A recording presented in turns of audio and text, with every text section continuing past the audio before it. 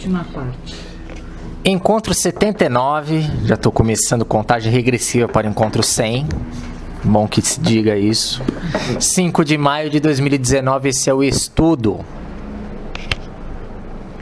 Então hoje nós vamos encerrar o estudo do livro Os Prazeres da Alma. E os últimos 5 itens são criatividade, o perdão, o amor, a generosidade e a aceitação. Então vamos começar pela criatividade. A criatividade das leis naturais ou divinas se expressa, por exemplo, num canteiro onde 200 rosas amarelas, diferentes entre si, nenhuma roseira produz, no mesmo período, o mesmo número de botões, nem a exata configuração nas flores. Da mesma forma, num país de milhões de habitantes, cada um é diferente e único. Essa é a criatividade das leis naturais ou divinas. Todos os homens podem criar. Às vezes, os animais produzem coisas surpreendentes, mas não criam, utilizam o instinto. Então, ele dá o exemplo dos favos de mel, das sociedades das formigas, do João de Barro, os ninhos de beija-flores, as barragens dos castores, etc., que são fenômenos que se repetem desde a antiguidade. O ato de criar está ligado ao senso de progresso que existe em cada um de nós, e ele vai definir o que é criar. Criar é a capacidade inata de desestruturar algo e reestruturá-lo em forma diferente e original. Instrução criadora na veia. Todos nós saímos do sopro celeste do Todo-Poderoso. Nós, enquanto criaturas divinas, podemos co-criar, mas somente Deus é o sumo criador de todas as coisas. O reino mental de cada ser humano é antes a materialização do próprio mundo interior. Nossos pensamentos, sentimentos e emoções são elementos de indução energética. Influenciamos os outros e somos afetados por eles. Na página 164,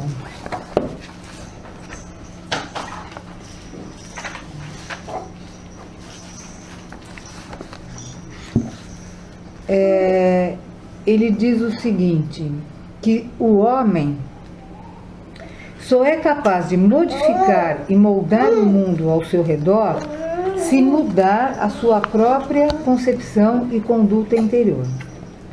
Basta que ele se transforme a si mesmo para ver o mundo à sua volta se alterar com ele. Aí ele vai voltar, aí nós vamos... Eu quero só fazer um parênteses. À medida que a gente está chegando nesses 5 últimos itens dos prazeres da alma, nós vamos ter oportunidade de reconectar com tudo que a gente já viu. Então aqui a gente vai voltar ao autoconhecimento, né? E assim a gente vai ligando um no outro. Atos e atitudes impulsionam as energias dos indivíduos, libertando ou aprisionando por meio de forças plasmadoras do pensamento. Cada um vive em seu mundo íntimo e há tantos mundos quanto pessoas, e todos esses mundos são fragmentos do mundo invisível. Todos nós temos características próprias, portanto, há bloqueios naturais na condução evolutiva de cada um. Assim, o nascimento e a morte, podem ser vistos como fenômenos iguais.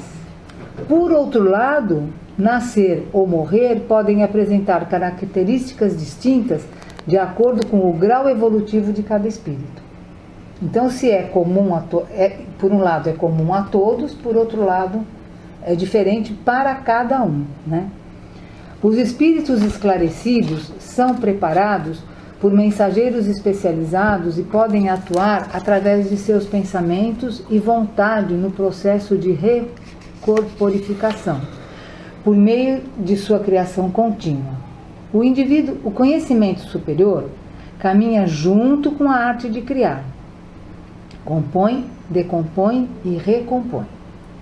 Os espíritos ignorantes, o seu processo reencarnatório, ocorre como a germinação de uma semente. O embrião que se desenvolveu a partir da planta mãe, ao se separar dela, aguarda um período de vida latente até que as condições do meio externo sejam adequadas ao seu desenvolvimento autônomo, isto é, seguindo as leis da natureza. Em qualquer grau evolutivo, a reencarnação funciona como lei divina, uma vez que tem por objetivo nosso desenvolvimento em todos os sentidos. Nada pode ser considerado um simples acaso. O acaso nada mais é do que a causa obscura de um efeito incompreendido. E aqui é importante a gente lembrar que daí a necessidade do nosso conhecimento, do estudo, né, da gente buscar e, enfim, se aprimorar no conhecimento. No universo sempre há por trás de tudo um objetivo providencial.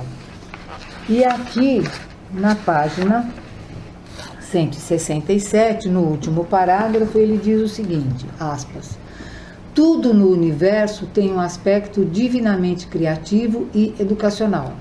Mesmo que não consigamos entender de momento essa causa, mais tarde tomaremos consciência de que era unicamente produto do nosso limitado estado de compreensão e discernimento evolutivo. Então, muita... Parênteses, comentários.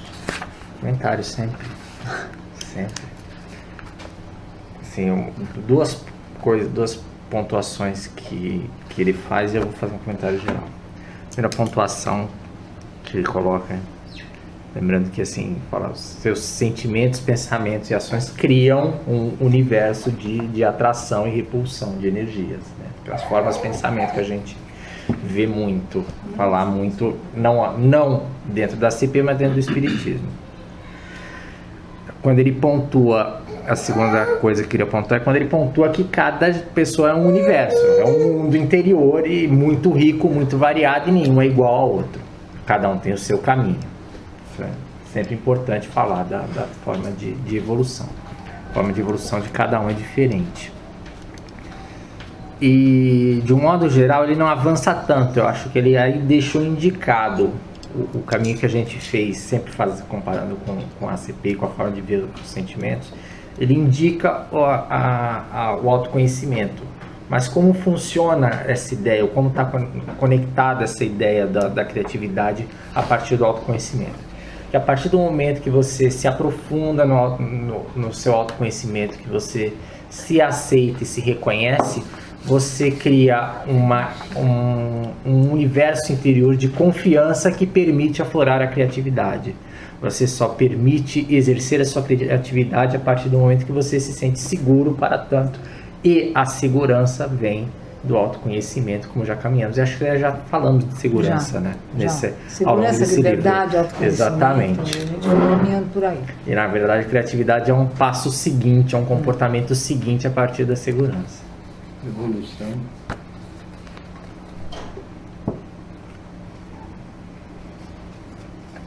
Pode seguir? Então vamos ao perdão. Perdão, já falamos tanto perdão hoje, mais perdão. Todos desejamos a paz e a felicidade, afastando o sofrimento e a amargura. Essa é a meta de excelência de todos os seres humanos. Damos o que temos, fazemos o que podemos. Precisamos respeitar as nossas limitações mentais, emocionais e espirituais, bem como as dos nossos companheiros de jornada. Entendemos que quando alguém pede desculpa, é porque reconheceu seu erro e pede reconciliação pelo comportamento equivocado. E ao longo de todo o livro, ele usa bastante essa etimologia das palavras, né? A origem das palavras. E aí ele vai mostrar para nós que desculpa significa retire a culpa que há em mim, porque me sinto responsável pelo mal que causei. Isso é desculpar, tirar a culpa. Importante notar que há indivíduos que usam a palavra desculpa de uma forma sistemática durante anos e continuam praticando os mesmos erros. E aqui ele faz uma diferença entre desculpa social e desculpa conscientizada. A desculpa social é simplesmente aquela coisa assim, desculpa aí, da boca para fora, tá? E pode ser apenas um pretexto para evitar uma dificuldade momentânea, mas ou evitar dificuldades futuras, mas é uma coisa, desculpa. E aí a pessoa persiste no erro, então isso não vale. A desculpa conscientizada sai da alma verdadeiramente arrependida. E aqui ele cita Lucas: o homem bom, o bom tesouro do coração, tira o que é bom. O homem bom, do bom tesouro do coração, tira o que é bom. O ato de perdoar ou desculpar verdadeiramente requer amadurecimento e crescimento espiritual e, portanto, um certo grau de evolução. Na página 175, ele fala em perdoar e desculpar. Eu vou ler, porque não tem como pular esse pedaço, ou dizer com as minhas palavras. Perdoar ou desculpar alguém é bom e saudável, mas viver desculpando indefinidamente os erros alheios pode ser muito perigoso. As emoções enterradas e não verbalizadas se manifestarão de forma negativa em outras situações e com diferentes pessoas em nosso dia a dia. Em vez de permitir que alguém nos use e magoe de forma obstinada, estabelecemos limites e aprendemos a validar nossa dignidade pessoal, desenvolvendo a arte de amar a nós mesmos para que possamos amar plenamente os outros. Tem autorrespeito. Tem autorrespeito, não cai em manipulações. E aí, na sequência, ele vai falar do auto-perdão. Né? O auto-perdão significa fazer o melhor hoje, abandonar as mágoas do passado e curar as dores do presente, e ao mesmo tempo legitimar nossos projetos de vida para o futuro. O auto-perdão é um estado da alma que vem do nosso íntimo. Através dele, aceitamos o que somos sem nenhum pré-julgamento.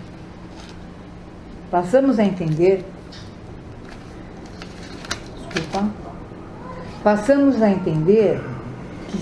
que nossos aparentes defeitos são potenciais a serem desenvolvidos.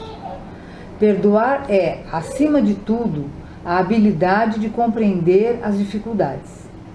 O auto-perdão nos leva ao cultivo do amor a nós mesmos e, por consequência, aos outros. O auto-perdão não significa acomodação em nossas deficiências e fragilidades, mas nos leva à libertação dos fardos da autopunição que carregamos sem necessidade. E aí na página 79 ele conclui dizendo: o auto-perdão nos traz paz de espírito, habilidade para amar e ser amados e possibilidades para dar e receber serenidade. Ele nos livra do cultivo de uma fixação neurótica em fatos do passado, o qual nos impede o crescimento no presente. Perdoar-nos elimina a ideia fixa no remorso por algo que aconteceu ontem e a ansiedade do que poderá ser revelado ou vir acontecer amanhã. O auto-perdão, eu acho que tem uma dimensão tão importante, tão grande quanto o perdão. Que o perdão, ele demonstra essa habilidade de você aceitar o diferente, aceitar que ele possa estar em diferentes estágios de evolução e de aprendizado do que você está e que é parte do caminho dele. O caminho dele não é o seu. Ele não vai evoluir na velocidade que você vai evoluir. Ou mesmo até em alguns aspectos pode ser muito mais evoluído que você. Mas dentro daquela relação tem algumas dores da alma causadas, ocasionadas, que levem essa necessidade de um perdão. E o auto-perdão também você se reconhecer e aceitar as suas falhas, as suas limitações.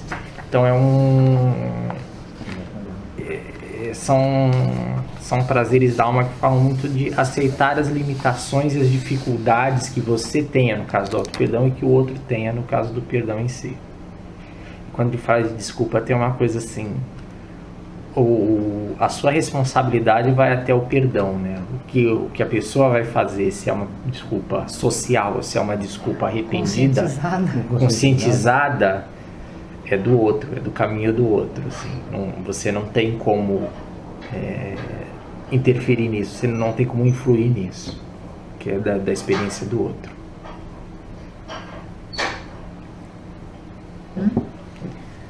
Eu acho que a bagagem de vivência que uma pessoa tem provoca isso, o conseguir perdoar ou não.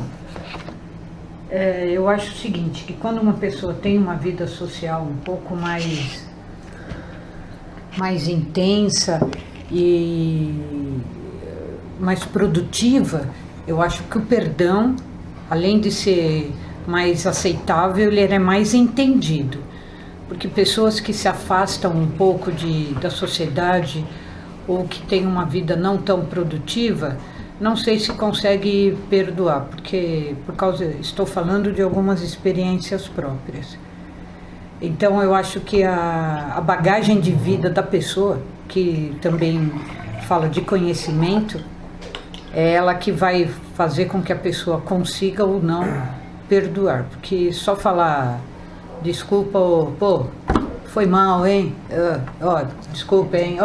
Pô, queimei seu filme aí, né? Deixa pra lá, põe uma pedra em cima. Não é assim. Tá? Você magoou a pessoa, você pode até mudar algumas coisas da pessoa. Mudar até como você vê aquela pessoa de outra maneira, evitando até problemas.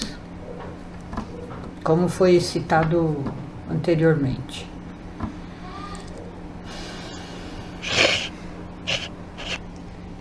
Oi? Eu acho que estava pensando aqui no auto-perdão. Frequentemente, assim, eu sou assaltado nos momentos mais diversos, assim, por coisas que eu fiz no passado que eu tenho muita vergonha. Isso já me ocorreu durante uma aula, assim, dando aula, raciocínio, assim, de repente vem a imagem, assim, né, já o que eu fiz, tem muita vergonha. Aí eu parei, assim, né, 45 alunos olhando pra minha cara, eu parei no meio do texto, assim. Caramba, por que você tá me atormentando agora, né? E aí eu tinha aprendido com a Fê aquela prática da mindfulness, né, que é aquele atenção completa, né? De você deixar os pensamentos passarem. E aí eu lembro que isso veio assim e tal. Aí eu falei, passa. E aí passou. E depois veio o mesmo pensamento e outras circunstâncias. Tal. E cada vez que acontece, me vem essa situação particular, eu vou lá e eu falo assim, não, tudo bem, não sabia fazer melhor, você fez algo que você não deveria ter feito, mas você aprendeu e certamente você não faria isso de novo, né? Então tudo bem. E cada vez que acontece eu faço a mesma coisa, né? Eu não sei se isso vai parar de me atormentar, mas o efeito ele é rápido, né? Se você deixar passar.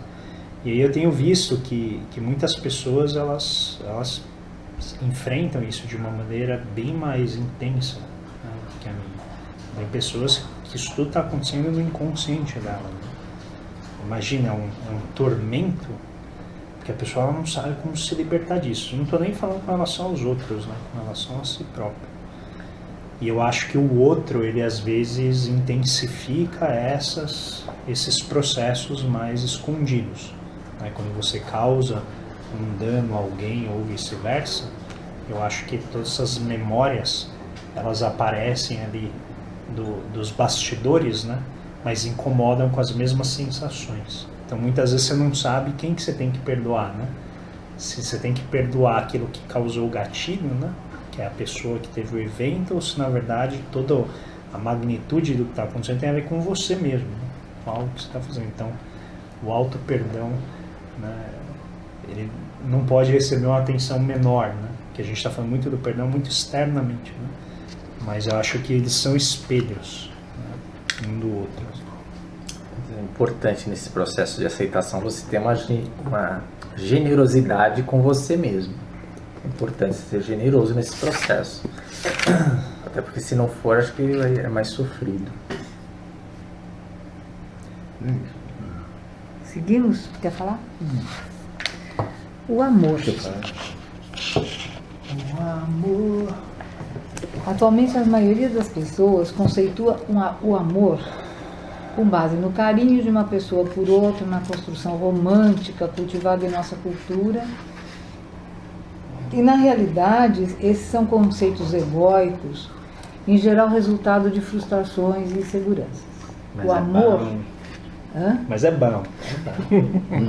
O amor é um potencial inerente ao ser humano. É uma capacidade a ser desenvolvida como a inteligência.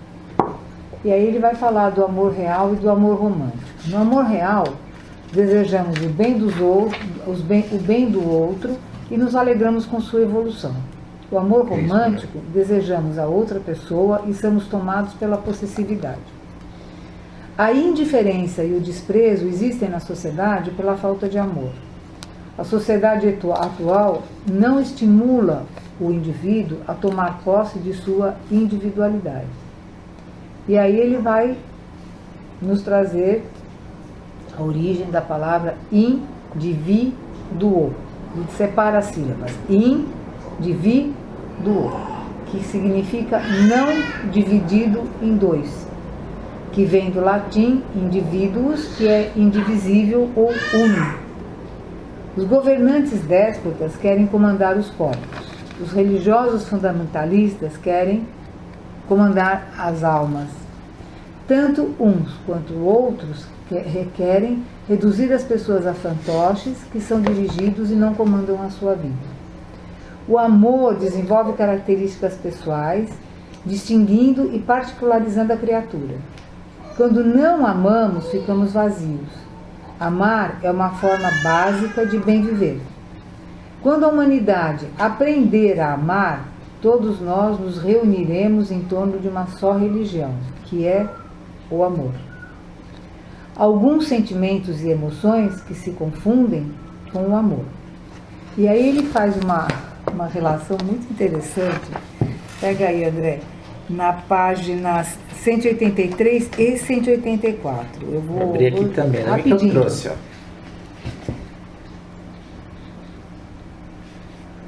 Então ele fala assim: que tal analisarmos alguns sentimentos e emoções que quase sempre são confundidos com ele, com o amor? Quando sentimos uma enorme satisfação por estar ao lado de alguém a quem admiramos excessivamente, pelo seu jeito de falar, vestir, andar, etc., não se trata de amor, mas de exibicionismo ou narcisismo. Quando precisamos desesperadamente de outro ser humano para viver ou ser feliz, estabelecendo para nós privilégios exclusivos, ou melhor, quando requeremos um verdadeiro monopólio de afeto, carinho e atenção dessa pessoa, não se trata de amor, mas de carência íntima ou necessidade afetiva. Quando vivemos entre crises de ciúme, num clima de frustração, falta de confiança, tristeza, etc., lançando mão de qualquer recurso para manter uma pessoa ao nosso lado, não se trata de amor, mas de baixa autoestima ou desrespeito a nós mesmos. Quando acreditamos que nossa existência perderá o sentido e não suportaremos viver sozinhos sem a presença do outro, reclamando insistentemente a presença de alguém ao nosso lado, não se trata de amor, mas de dependência ou apego compulsivo. Quando achamos que devemos ter o controle absoluto sobre outro ser humano, e aqui ele descreve, eu vou ser mais rápida, não se trata de amor, mas de possessividade ou egoísmo. Quando discutimos com frequência por motivos banais e nos hostilizamos mutuamente, vivendo em crises temperamentais e de falta de compreensão, não se trata de amor, mas de paixão ou simples desejo. Então, o que acontece? E aqui ele vai falar, depois que ele faz essa listagem, ele vai falar do respeito. Então ele vai dizer o seguinte: o respeito legitima e valoriza o amor, que sempre vem acompanhado de atenção, colaboração, companheirismo e afetuosidade, que é exatamente o inverso, né? O contrário de tudo que ele colocou aqui.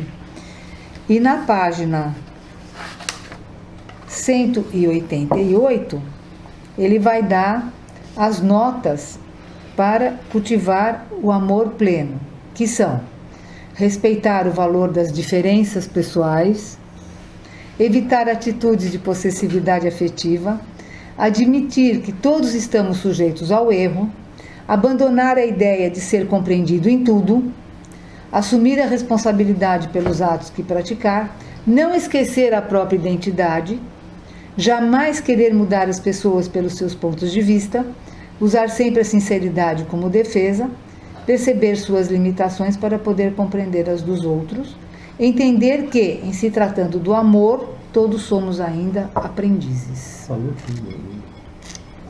Então, para atingirmos a plenitude do amor, é necessário que nos libertemos da onipotência, pois admitindo a vulnerabilidade, nós vamos criar uma situação favorável para o êxito no amor.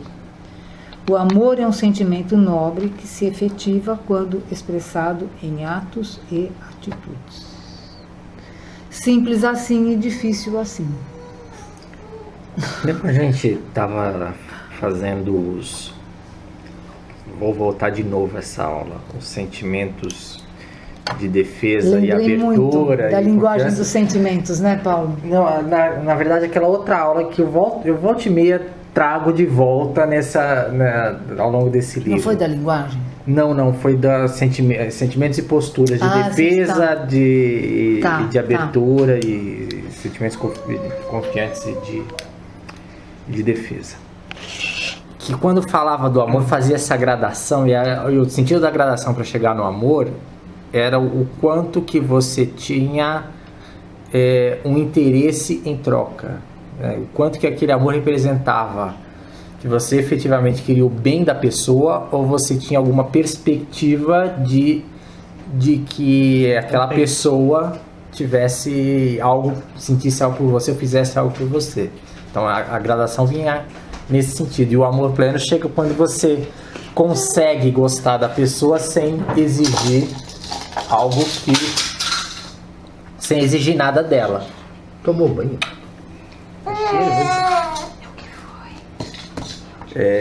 Essa é a diferença do amor pleno. E aí, falando em amor pleno, ó, quem tá aqui, né?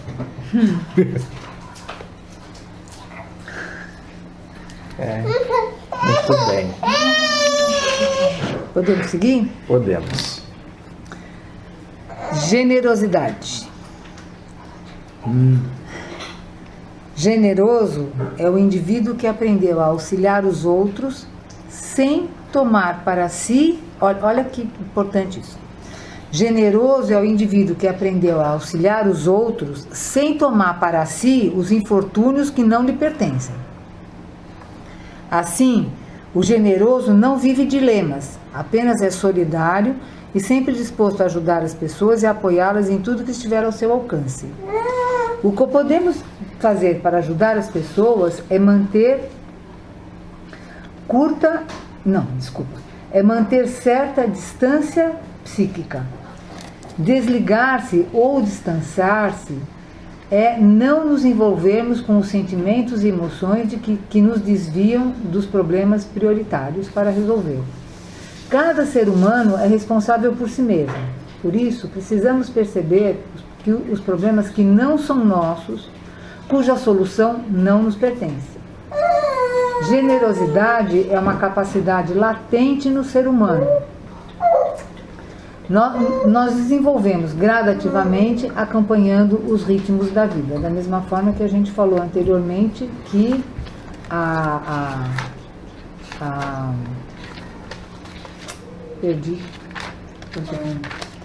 que a criatividade também é uma coisa a ser desenvolvida, né? Sim. Ela está aí. Então, a generosidade, lógico, é o oposto do egoísmo. O generoso tem liberdade, reparte o que pode e o que tem.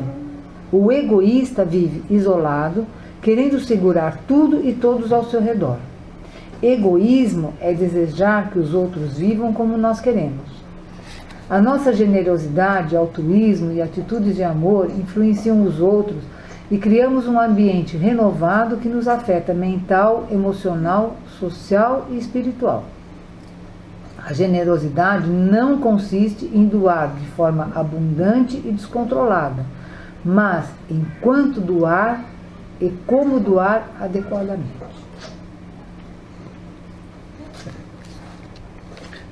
A generosidade tem um ponto que ele não fala como chega, né? Na generosidade.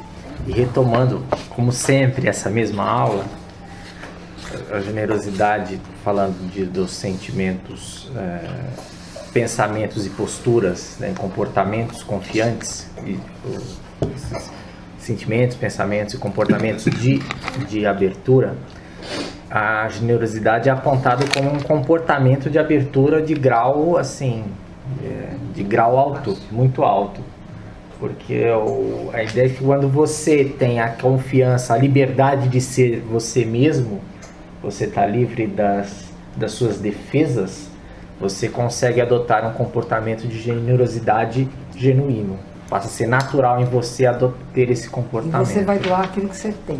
Exatamente. Aquilo que você pode. Você não vai fazer nada além da tua capacidade. Porque se você tentar fazer, não é você, é uma máscara que você está criando para parecer, ou para você mesmo, ou para outra pessoa, Porque algo você que se você não conhece, que você tem autoconhecimento, porque você vai se aceitar. é. Exatamente. Gira em torno disso, assim, a perceber? Sim, é o fio, é o Sempre. fio condutor. É autoconhecimento. É isso aí. É progressão, é autorrecuperação, é renovação, tudo gira em torno disso. E tudo numa dosagem que não seja exagerada, porque já aí, se for exagerada, você já passa por tudo isso. E assim nós... desculpa, André. Não, eu vejo generosidade de uma forma, talvez complementar, como a capacidade de incluir, com base nas diferenças, de você olhar para cada ser humano como pertencente, né, ao seu convívio, como pertencente à humanidade, e você salientar aquilo que a pessoa tem de comum, que é afim, que é, como podemos dizer, que tem alguma afinidade, e você salienta esses aspectos de comunhão e não as diferenças. Por isso o generoso ele não precisa falar, né? É uma forma de ser, né? Então, o generoso é aquele que não faz diferenças, ele trata as pessoas muito bem, independentemente de quem elas sejam, e realmente aquilo, a pessoa pode ser raivosa, pode ser brava, assim, não afeta, porque ele é inclusivo, né? Ele abraça, eu conheço muitas pessoas, assim, e só agora que vocês estavam lendo que eu vi que não necessariamente, elas não são pessoas elogiosas, não necessariamente, ficam rasgando seda para as outras, mas é uma postura que você fala assim, eu discordo dela, não necessariamente penso igual a essa pessoa, mas eu me sinto à vontade perto dela, eu sinto que ela me trata com respeito, ela me trata, né, com valor, e eu me sinto bem perto dela. Então acho que é muito uma postura de inclusão. Doação também. Eu acho que então, é esse o ponto. Eu não acho que tem a ver com dar. Eu acho que tem a ver com receber. Mais do generoso. que isso, não é mais do que isso, tem a ver com ser. Nem é dar nem receber, é ser. Não, mas Só eu digo receber no sentido de você acolher a pessoa. Acolher a parte da pessoa. Que ela, por exemplo, uma pessoa ela é uma constelação de aspectos. O generoso, ele acolhe aquilo que há de afinizado com ele, mas ele não leva a parte que não é afinizada. Ele não leva o infortúnio para ele. Por isso que ele não se deixa afetar. Sim, Entendeu? Porque ele é um campo de força que consegue atrair apenas os aspectos afins das pessoas. Então é por isso que é uma questão de ser, evidentemente, mas na relação eu vejo menos como ofertar e mais como acolher. Então, por exemplo, a pessoa que ela é generosa quando ela dá presente, quando ela faz um elogio, eu também acho que ela está incluindo. Existe um ato aparente que é de doar, de dar, mas no fundo o que a pessoa está fazendo é atraindo a partir de determinado aspecto para aquela convivência. É por isso que ele fala, né? O generoso reparte o que pode e o que tem. Né? Então e acho que é a coisa do. Não é nada material. Não, por isso eu não acho que o que eu estou falando exclui o que vocês colocaram, é um complemento. No sentido de você trazer para o seu campo de força, para o seu campo de vida e compartilhar. Fechar bonito agora? Vamos fechar bonito. Nós vamos fechar com aceitação. Até quando eu estava montando, fazendo aula, quando eu vi, né, eu falei, eu vou deixar o amor por último, né, porque afinal de contas o amor é o amor, né. Mas aí, sabe, realmente não dá para mudar a ordem, porque agora ele vai fechar bem bacana. Então nós vamos fechar com a aceitação. Ele começa dizendo que a aceitação é uma das características dos grandes homens da humanidade que aprenderam a respeitar as leis evolutivas e si mesmos e nos outros. E aí ele narra um fato da época de Jesus, está na página 203 e 204. Existe em Jerusalém, junto à Porta das Ovelhas, uma piscina que em hebraico chama-se Betesda, com 5 pórticos. Sob estes pórticos, deitados no chão, numerosos doentes, cegos, coxos e paralíticos ficavam esperando o borbulhar da água. Porque o anjo do Senhor descia de vez em quando à piscina e agitava a água. O primeiro, então, que aí entrasse, depois que a água for agitada, ficava curado, qualquer que fosse a doença. Encontrava-se aí um homem doente, havia 38 anos. Jesus, vendo-o deitado e sabendo que já estava assim havia muito tempo, perguntou-lhe: Queres ficar curado? Respondeu: Queres ficar curado? E o enfermo respondeu: Senhor, não tenho quem me jogue na piscina quando a água é agitada. Ao chegar, outro já desceu antes de mim. Disse-lhe Jesus: Levanta-te, toma o teu leito e anda. Imediatamente o homem ficou curado. Tomou o seu leito e se pôs a andar. Muito bem. E agora ele vai trabalhar em cima desse relato. Então, assim, interpretando esse fato, o autor vai questionar. Quando Jesus fala: Queres ficar curado? E ele responde: Não tenho quem me jogue na piscina. A resposta do doente indica que se trata de alguém impotente diante da existência. A resposta seria: sim, eu quero me curar, mas eu não tenho quem me jogue na piscina. Né? Então, o autor vai interpretar isso mostrando a impotência desta pessoa diante da sua existência.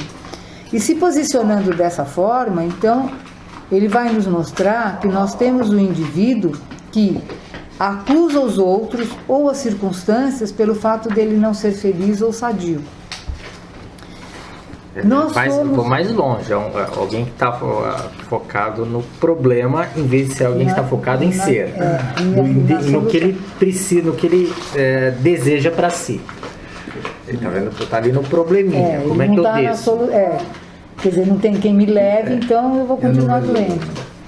Somos pessoalmente responsáveis pela infelicidade de nossas vidas. Isto é, a felicidade fica fora do nosso alcance porque não aceitamos perceber a nós mesmos. Então a resposta correta seria: sim, claro que quero me curar. Se o doente tivesse usado essas palavras, tivesse tido essa postura, ele teria sim um comprometimento com a mudança de atitude e a autorresponsabilidade. O que Jesus quer é a transformação interior do homem, a mudança integral do ser humano.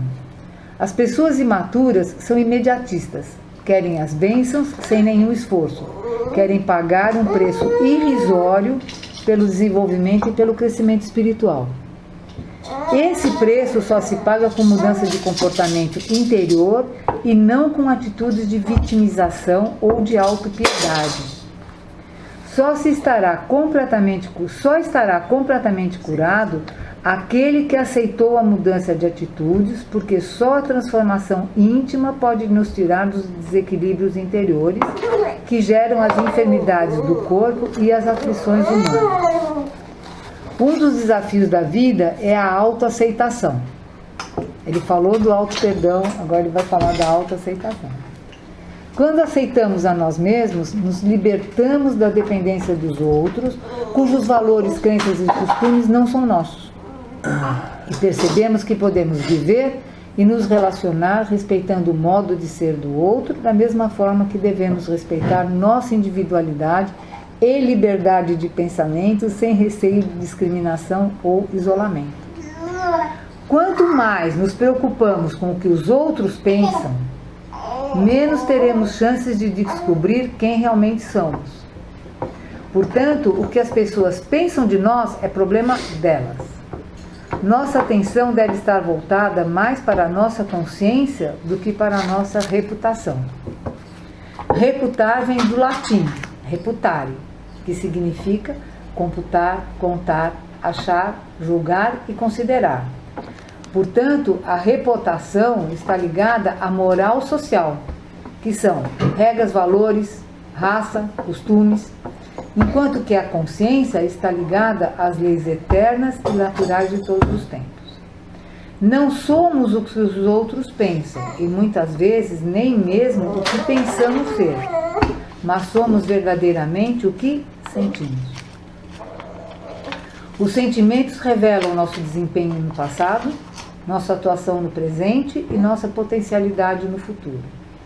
Ao alterarmos a nossa visão efêmera para uma visão de eternidade, mudamos a concepção de um mundo simplista em que vivemos, alterando assim as conclusões equivocadas a respeito das pessoas e da vida. Fim. Esse livro eu sabia que ia fechar com chave de ouro. Muito bom. Falou, é aceitação. Ele é sensacional. Tem uma coisa muito interessante, ele fala da renovação. Porque para você se renovar, para você renovar o seu interior, para você mudar o seu interior, você precisa primeiro reconhecer a sua sombra. Você tem que reconhecer o que você é hoje. A gente falou dela? Exatamente, a gente falou nas últimas semanas. Você tem que reconhecer o que você é hoje, porque como é que você vai mudar uma coisa que você nem reconhece que é? Então passa por você reconhecer o seu momento, o seu estágio, para você fazer efetivamente a renovação. Por isso que passa pela aceitação, pela autoaceitação, para você conseguir se transformar, fazer a sua reforma íntima e evoluir de fato, e se renovar como tem renovação também, né, nos prazeres da alma, como diz o livro e como diz a vida. Não é isso. Tarefa pedida, tarefa cumprida. São quantos prazeres? São 22. Vocês acham Tem as interessante dores. fazer uma relação de todos, deixar na aula? Engraçado, os Vevedores da Alma são 5 volumes. Vocês acham interessante dar uma geral assim? Deixar citado? Certo. Pode ser. Acho interessante falar. Então, o índice é alegria, desapego, sabedoria, paciência, afetividade, autoconhecimento, respeito, liberdade, lucidez, naturalidade, humildade, compaixão, coragem, compreensão, Aquele que eu não entendi porque tá aí. ninguém entendeu. Pode ser, sei lá, individualidade, segurança, renovação, criatividade, perdão, amor, generosidade e aceitação. São no total 22 itens para a gente pensar pro resto da vida. São prazeres da alma. Esses são É os pra prazeres vida. da alma. É pra vida mesmo. Pra vida. E vai ter as dores. Né? A Acabou. gente ia começar com as dores, mas aí por questões do dia, Não, do momento, nós estamos começamos pelos prazeres. Mas ainda haverá as dores. aconteceu o seguinte.